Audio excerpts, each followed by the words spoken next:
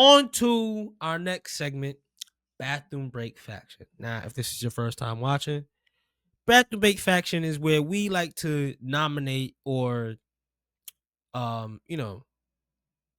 give an invitation to those who, when you hear their music, their interest music hitting, you decide to say, yeah, this is an opportunity for me to go hit that bathroom. This is an opportunity for me to hit that microwave. Matter of fact, I'm going to go walk my dog for this entire match, right? Now, I got it on my notes. Bathroom break alumni, right? I'm actually taking somebody out of the bathroom break faction. Maxine Dupri. Congratulations. You might be, well, I'll say this. You're the first person to come out of the bathroom break faction of this new era. Your match, first off, your movement in the ring has improved. You're not stiff. You're not nervous. You've been putting in some work, some actual work. So I want to give you that. Your match that you gave with Becky the other day, I got up. I ain't gonna lie, I did take a piss. But I had it playing. And it was going crazy. I was like, wait, hold on. Let me run back. And I sat down and I watched the rest of your match. So kudos to you. Your boy Tozawa is still there. Your boy Otis is still there. But you, my friend, you have managed to tug at my heartstrings from an effort standpoint because your character presents you in a way where like you're legitimately trying, and I think naturally we can get behind that. Yeah, I ain't no hater of people putting effort into their thing, and the results is clear as day. It could have been Becky making you look super great. I'm not gonna do that. I'm gonna say this was all you. You had me at the edge of my seat. Even that close ass kick out. That was 2 point. I know they say it all the time, like, oh, it's 2.999. Yo, that was the first time I ever seen a 2.999, and it helped your character because we wanted to see you win. So I can't have you in the bathroom break faction if you giving that energy. So here is your graduation cap. You can do the thing to the other side. Congratulations to you. I don't have any members that are coming in this week, although I will say there are some potentials, but this is about Maxine Dupri. She earned her way out of this. So kudos to you. Who you got, man? Who do I have right now? I do want to touch on the Maxine Dupri point. Very good match. Excellent. It wasn't beautiful in terms of from start to finish, but I'm not judging matches being sloppy in certain areas because if this is supposed to be a depiction of a fight, not everything is going to be perfect. So I love that there were some spots that look like, okay, but exactly what you said. We can get behind somebody trying and getting their She time. fights like she's one of us. In which way? Like, she fights in a way where it's like she almost fights from the regular person's perspective. Okay, yeah, I'll take that. You know what I'm saying? That. So I'll take instantly we're gonna look at her like, oh man, because you feel like, yo, I could do that shit too. Yeah, with her. Yeah, not saying like she's a super athlete, but it's just like you see the effort there. For sure. Yeah, I'm with you. I felt the same way.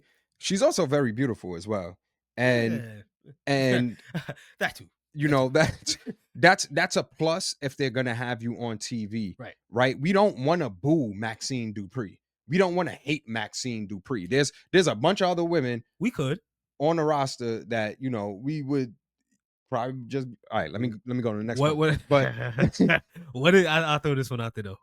What if she?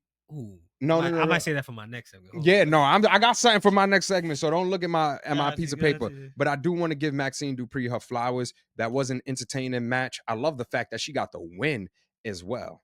It does a lot for character, and I think they should continue to play into her developing as a wrestler and using those maneuvers that she got out of the Alpha Academy. I She love that she aspect. She was like, yo, the Alpha Academy was actually a school. It made sense when she was doing the ankle locking and whatever else them niggas be doing over there. Here's what I will say. She has the look of a player in this game. Yeah, she does. She has to get away from the goofy shit. Yes, absolutely. And that's why I think what I think. Yeah. But who am I putting in the bathroom break faction? Right. I hate to do it. I have several members going in there. I believe, I believe this group has been in the bathroom break faction already. So Judgment Day, I hate to do it to you. They just don't have any story, any adversaries, or any continuity in. It's like they've been beefing. Dirty Dominic Mysterio is in the bathroom break. I'm sorry. I'm not sorry, putting bro. Dom in there. Maybe Dom slipped them the hall pass. He got the hall pass for them. So I'm not putting Dom in there. But Judgment Day as a whole, I'm not understanding what the fuck is the purpose of the Judgment Day. They're not. I told you, bro. They're DX in this era. Nah, bro. You cannot compare. Are you Not crazy, Impact, nigga? not Are you Impact, crazy? Not Impact. Do not do that, bro. Not Don't do that. Impact. Just as far as like being an agent of chaos. They're not an agent of chaos. They don't. DX was culturally. I'm not talking about the relevant impact outside of the ring, bro. But that's where the I'm agent talking of, about within the realm of the universe, as far as like they're just a gang of hooligans beating up people at will. And they're not a gang of hooligans. They don't even give me that, bro. They get into the silly shit a little bit too much. I think they're presenting that. I don't understand the purpose of the Judgment Day. Maybe it's because Liv isn't there, but there is no TV is not the same without you. I just don't understand what the Judgment Day's purpose is right now. And they have the titles, but there's no real story that is making me care about them, bro. What would you want to see from them? I'm confused. Like I think honestly, given I don't want to say this as the first point because it sounds like the main point, but given circumstance, given injury, given the longevity of the actual Judgment Day, yeah, bro, I think it works. I'm just saying I'm going to the bathroom on them. They ain't doing shit, bro. They don't got nothing for the Judgment Day to do. They have nothing for the Judgment Day to do together. They don't even come out together. They just break up. They don't come out together, bro. They just go break up. Two might come out here, two might come out there.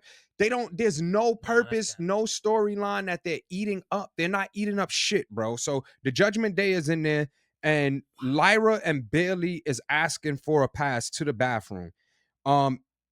If something doesn't happen within the next week, like I'm anticipating that